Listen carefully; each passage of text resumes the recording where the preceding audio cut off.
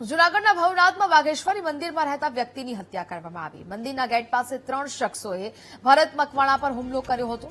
દોરડાથી બાંધી લાકડીથી માર મારતા 50 વર્ષીય ભરત મકવાણાનું મોત થયું।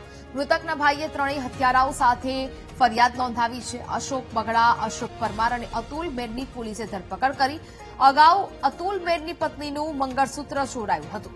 મંગળસૂત્ર ભરત મકવાણાએ ચોર્યું હોવાની આશંકા અને જૂની અદાવતમાં આરોપીએ હુમલો કર્યો હતો। પોલીસે આરોપીઓની ધરપકડ કરી કાર્યવાહી આગળ વધારી છે।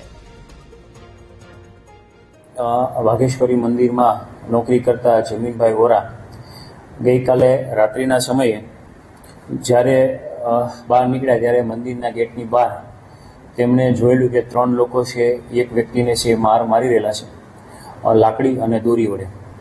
આથી તેમને માર મારવા માટે ના પાડેલી, રોકેલા, પરંતુ આ રોકાયેલા નહીં। તેથી આ જમીનભાઈ છે 112 અને પેરેલલ 108 ને કોલ કરેલો। થોડા સમયમાં આ બંને વ્હીકલ ત્યાં આવેલા।